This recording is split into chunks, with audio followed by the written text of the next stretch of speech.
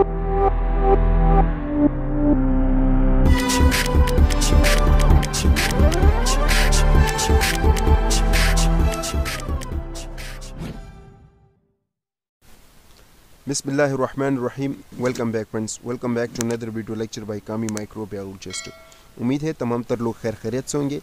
आज इस video lecture में हम बात करेंगे फर्स्ट लाइन ड्रग्स के हवाले से।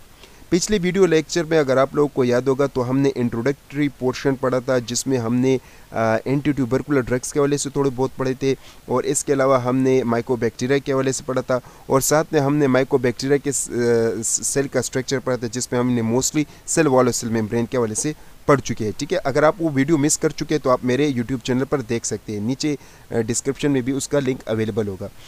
तो आज इस वीडियो लेक्चर में हम बात करेंगे फर्स्ट लाइन ड्रग्स के हवाले से। तो जो पहले ड्रग्स हम मोस्टली यूज़ करते हैं फॉर ट्यूबरकुलोसिस के लिए, तो उसमें हमारे पास जो पहला ड्रग्स आते हैं वो है हमारे पास आइसोनाजिड। आइसोनाजिड का शॉर्ट फॉर्म है INH। ठीक है, आइसोनाजिड जो है वो मोस्ट इम्पॉर्टेंट और मोस्टली रिकमेंडेड एंटी ट्यूबरकुलर रेगेमी मतलब ड्रग्स होता है। ठीक है, या मेडिसिन होता है, हम ये भी कह सकते हैं।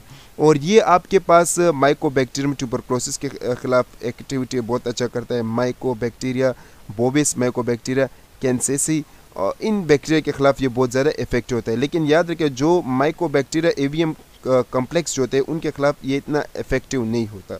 ठीक है, अब अगर हम इसकी मैकेनिज्म ऑफ एक्शन के बारे में पढ़ ले तो पैसिव डिफ्यूजन आप लोगों को पता है, यानी molecules from the region of higher concentration to the region of lower concentration, high से लो कंसंट्रेशन में जब मॉलिक्यूल्स मूवमेंट करते हैं।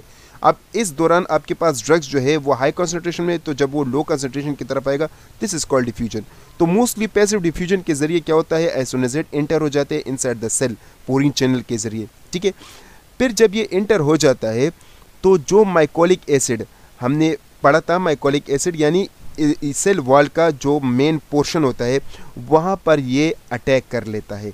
यानी माइकोलिक एसिड, हम कहते हैं कि माइकोलिक एसिड की जो सिंथेसिस होती है, जो बनावट होती है, उस में एक एंजाइम पाए जाते हैं जो कि माइकोलिक एसिड्स बनाते हैं, तो वहाँ पर ये अटैक करते हैं और माइकोलिक एसिड को बनने नहीं दे पाता। अब जाहिर बात है, जब माइकोलिक एसिड नहीं बनेगा तो ये क्या है, ये आपके पास फैटी एसिड्स है, और आपके पास सेल वॉल का एक मोस्ट इंपॉर्टेंट कंपोनेंट है। जब ये बनेगा नहीं तो सेल वॉल वीक हो जाएगा, और इसी तरह बैक्टीरिया क्या हो जाएगा, डेथ हो जाएगा। तो हम ये कह सकते हैं कि हमारे पास जो आइसोनाजिड है ये क्या है, बैक्टीरियोसाइडल इन नेचर है।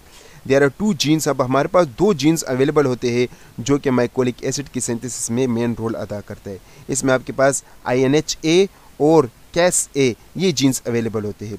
ठीक है, अब these genes are target for INH action. अब ये जो जीन्स होते हैं ये क्या करते हैं, ये जो हमारे पास आइसोनाजिड होते हैं, तो ये आइसोनाजिड्स जो ड्रग्स होते हैं ये इन ही जीन्स पर अटैक करते हैं, और इन जीन्स पर अटैक करने के बाद माइकोलिक एसिड नहीं बनेगा, cell wall weak and then bacteria die. तो ये सिंपल इसका मैकेनिज्म ऑफ एक्शन है। अब अगर हम बात करें एंटीबैक्टीरियल स्पेक्ट्रम के हवाले से, यानी इसका एक्टिविटी के हवाले से कि हम ये कौन सी बैक्टीरिया के खिलाफ मतलब ये अच्छा एक्टिविटी शो करता है, तो आपके पास माइकोबैक्टीरियम ट्यूबरकुलोसिस के खिलाफ ये बहुत अच्छा एक्टिविटी शो करता है। माइकोबैक्टीरियम बोविस जो कि हमने ऊपर पढ़ा उसके खिलाफ ये बहुत अच्छा एक्टिविटी शो करता है। ठीक है, अब अगर हम इसको कॉम्बिनेशन पर तो ये बहुत ज़्यादा फिर इफेक्टिव होगा। ठीक है, मतलब 2 ड्रग्स मिलाकर अगर हम दें। अब अगर हम इसके मैकेनिज्म ऑफ रेजिस्टेंस के हवाले से पढ़े, ये रेजिस्टेंस किस तरह शो करता है, तो इसमें जो जीन्स जो जैसे कि हमने पढ़ा, तो इसमें आपके पास कुछ और जीन्स होते हैं जिसको हम कहते हैं CAT-G। ठीक है, तो CAT-G जो जीन्स होता है, साथ में आपके पास CAT-A जीन्स, इन 2 जीन्स में आपके पास म्यूटेशन आ जाते हैं। अब ये 2 जीन्स में जब म्यूटेशन आते हैं तो जो हमारे पास आइसोनाजिड्स होते हैं, उस म्यूटेशन की वजह से आइसोनाजिड्स इस जीन्स पर इफेक्ट नहीं करते। जब वो इफेक्ट नहीं कर पाता तो इसी तरह हमारे पास क्या होता है, माइकोलिक एसिड दोबारा बनना स्टार्ट हो जाता है। तो ये इसका रेजिस्टेंस है। तो मोस्टली इन जीन्स में म्यूटेशन की वजह से ये ड्रग्स इनइफेक्टिव होता है। अब अगर हम बात करें इसके फार्माकोकाइनेटिक्स, मतलब ये हम किस तरह से बॉडी में देते हैं, तो मोस्टली हम इसको ओरली एडमिनिस्ट्रेट करते हैं। ठीक है, और ये बॉडी में बड़े ज़बरदस्त तरीके से डिस्ट्रीब्यूट होते हैं, जो कि लिवर में डिस्ट्रीब्यूट होता है, और इसका हाफ लाइफ जो है 2 से 4 घंटे तक इसका लाइफ आवर है, यानी हाफ लाइफ टाइम है।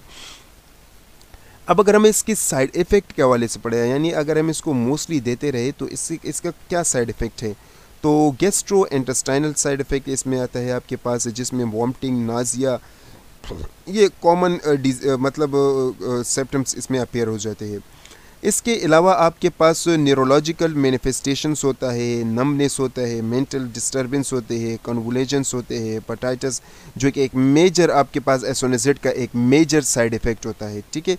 इसके अलावा जो है आपके पास इसमें लेथर्जी होते हैं, रैशेस होते हैं, एसीन होते हैं, फीवर होता है, पेन इन द जॉइंट्स होते हैं। तो ये तमाम तर आपके पास इसके साइड इफ़ेक्ट होते हैं, ठीक है। So this is all about the isoniazid. उम्मीद है ये वीडियो आपको अच्छी लगी होगी। नेक्स्ट वीडियो में हम बात करेंगे RFMP सीन के हवाले से। तब तक के लिए इतना ही, अपना ख्याल रखिएगा। अल्लाह।